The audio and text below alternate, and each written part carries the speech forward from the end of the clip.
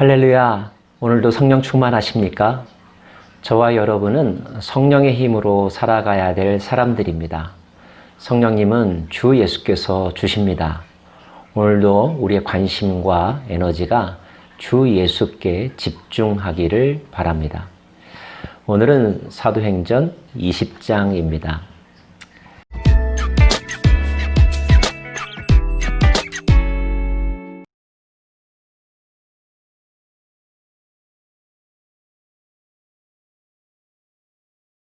에베소에서 큰 폭동을 겪었던 바울과 그 일행은 그 모든 소요가 그치게 되자 마게도니아로 갑니다.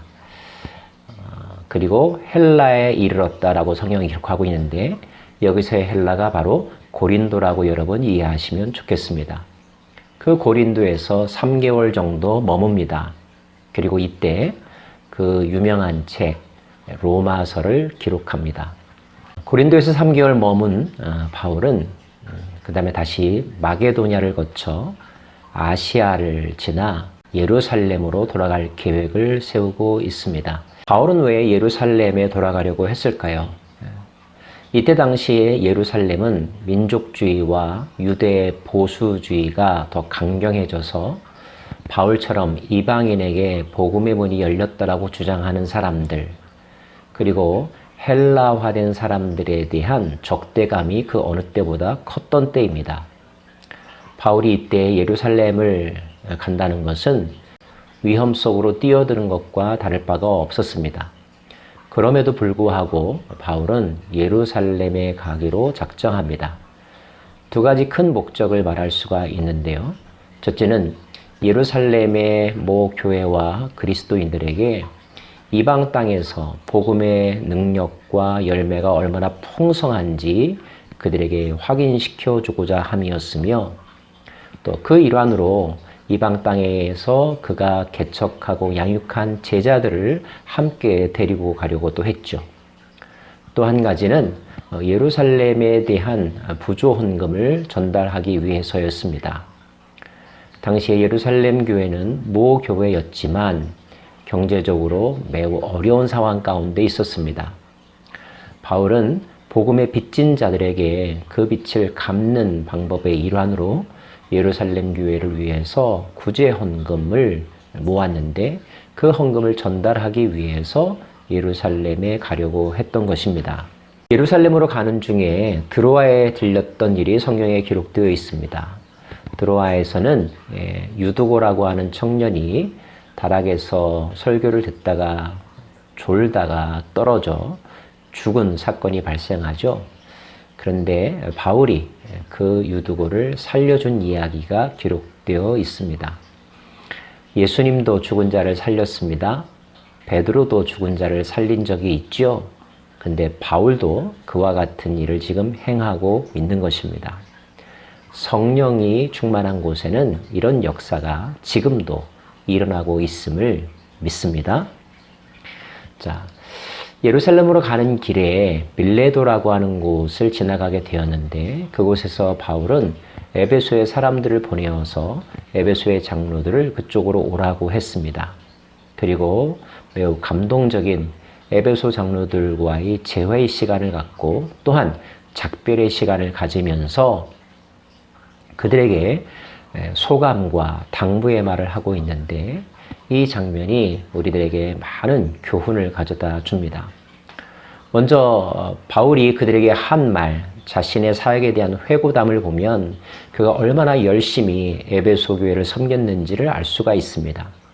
약 3년 정도 에베소에 머물렀죠. 그는 에베소에 있을 때 겸손과 눈물, 그리고 인내와 오직 주를 섬기는 마음으로 에베소의 성도들을 섬겼다라고 말합니다. 그러면서도 어떤 위험이 있음에도 불구하고 거리낌 없이 집에서든지 많은 사람들 앞에서든지 주 예수의 복음을 전했다라고 그는 회고합니다. 유대인과 헬라인들에게 하나님께 대한 회개와 우리 주 예수 그리스도께 대한 믿음을 증언했다고 회고하고 있습니다. 이것이야말로 우리가 이 시대에 이 세상을 향하여 그리고 우리 이웃들에게 전해야 될 중요한 메시지이죠. 하나님 앞에서 우리가 얼마나 큰 죄인인지, 우리가 무엇을 회개해야 되는지 가르쳐주고 또 초대해야 됩니다. 더불어서 우리가 죽어마땅한 죄인이지만 그래도 살 길이 있다는 사실을 전해주면서 그들로 하여금 생명의 길에 들어설 수 있도록 안내하는 역할, 우리가 경험한 예수를 증언하는 것, 이것이 우리의 시대적인 사명, 바울을 따라가는 삶 아니겠습니까? 그리고 그는 이제 예루살렘에 가는 소감을 말합니다. 보라, 이제 나는 성령에 매여 예루살렘으로 가는데 거기서 무슨 일을 당할는지 알지 못하노라. 오직 성령이 각 성에서 내게 증언하여 결박과 환난이 나를 기다린다 하시나, 내가 달려갈 길과 주 예수께 받은 사명, 곧 하나님의 은혜의 복음을 증언하는 일을 마치려 하면은 나의 생명조차 조금도 귀한 것으로 여기지 아니하노라. 성령께서 이끌어 그를 예루살렘으로 가게 하셨는데, 또한 성령께서는 그 예루살렘의 상황이 어떠한지도 보여주셨다는 거죠. 위험이 있었고 또 큰 위기가 충분히 예상되는 상황임에도 불구하고 바울은 그것 때문에 가야 될 길을 되돌리지 않겠다라고 말합니다. 그는 오히려 그럴수록 더 목적에 충실하고 사명의 메인, 그런 그의 신앙과 그리고 마음다짐을 강조하죠. 나의 달려갈 길을 다 마칠 때까지는 나의 생명도 조금도 귀한 것으로 여기지 아니하겠다. 여러분, 여러분의 인생의 목적은 무엇입니까? 여러분이 생각하는 여러분의 인생의 목적보다 중요한 것은 하나님께서 여러분에게 어떠한 사명을 주셨습니까? 그것을 아는 것이 중요합니다. 그것을 성취하는 것이 중요합니다. 완전히 다 성취하지 못한다 할지라도 그 성취를 위하여 끝까지 최선을 다하는 삶의 자세가 중요합니다. 이것이 예수님의 삶이었고 예수님을 따라 살았던 베드로와 바울의 삶이었고 예수님의 제자임을 다짐하는 저와 여러분이 살아가야 될 길인 것입니다. 사명, 우리 인생의 진정한 목적, 그것이 무엇인지 다시 한번 되새김질 하시고 오늘도 우리가 하는 모든 행동과 계획들이 그 목적을 향하여 포커스되어 있는가 점검할 수 있기를 바랍니다. 만약에 지체하고 있다면, 만약 다른 것에 마음을 빼앗기고 있다면 다시 우리의 집중력을 그 비전과 목적에 모아지기를 간절히 바랍니다. 더불어서 안타까운 이야기도 합니다. 이제 내가 가면 다시는 너희를 못 볼 것 같다라는 말과 더불어서, 그런 내가 여기 있을 때 최선을 다했으니 너희들도 최선을 다해라. 내가 하나님의 뜻을 다 여러분에게 전했으므로 이제 여러분은 나를 의지하지 말고 하나님의 말씀, 주 예수를 의지하면서 여러분에게 맡겨진 교회를 잘 섬겨라. 많은 이단들이 교회를 흔들 것이다. 많은 박해가 있을 것이다. 그럼에도 불구하고 하나님께서 너희로 하여금 하나님의 양떼들을 돌보라고 사명을 주셨으니 그 일에 최선을 다하여라. 하나님의 도우심과 능력을 의지하여라. 그리고 늘 말씀 충만, 성령 충만하여라. 간곡하게 당부하고 있는데, 이것은 그가 사랑하면서 양육했던 에베소 교회 장로들에 대한 메시지일 뿐만 아니라 바울 서신을 읽으면서 헌신한 오늘의 우리들, 예수 그리스도를 따라 살기로 한 오늘의 우리들에게도 하나님께서 사도를 통하여 주신 격려요, 또 명령이요, 또 위로요, 또 비전의 말씀인 줄로 믿습니다. 우리가 그렇게 살아갈 때에 하나님께서는 거룩하심을 입은 모든 자에게 기업이 있게 하리라. 바울은 보았고 또 우리들에게 소개해주고 있습니다.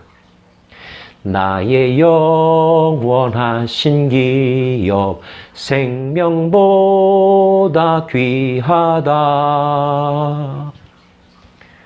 하나님이 저와 여러분을 위해서 예비하신 기업, 생명의 면류관, 하나님 나라의 그 놀라운 은혜와 그리고 선물들을 여러분 상상해 보셨습니까? 기대하십니까? 그 기업을 반드시 누리실 수 있기를 바랍니다. 더불어서 바울은 내가 사역할 때 최대한 피해를 주지 않으려고 애썼다. 자비량으로 내가 사역했다. 주는 것이 얼마나 복이 있는지 너희들도 알기를 바란다. 범사에 모범을 보이려고 노력을 했고 약한 자들을 도우려고 애를 썼다. 주님의 일을 한다는 이유 때문에 그것을 명분으로 내세워서 그 자부심이 지나쳐서 그걸 혹시 필요 이상의 어떤 권리나 이익을 기대하면서 또 요구하고 있지는 않는지요. 사도 바울의 영성은 스스로 벌어서 하고 다른 사람에게 피해를 주지 않으려고, 부담을 주지 않으려고 했었고, 오히려 그 어려운 가운데서도 약한 사람을 도우려고 했던 영성, 주는 것을 즐거워했던 영성, 이것이 사도 바울의 영성인 것을 오늘 깨닫게 됩니다. 저도 그렇고 여러분도 그렇고 이와 같은 마음으로 하나님의 일 잘 감당했으면 좋겠습니다. 기도하겠습니다. 좋으신 하나님, 마게도니아와 헬라를 다녀간 바울이 다시 에베소의 장로들을 제외하면서 너무너무 귀한 교훈의 메시지를 그들에게 전하여 주었습니다. 오늘 우리에게도 주시는 하나님의 권면의 말씀인 줄로 압니다.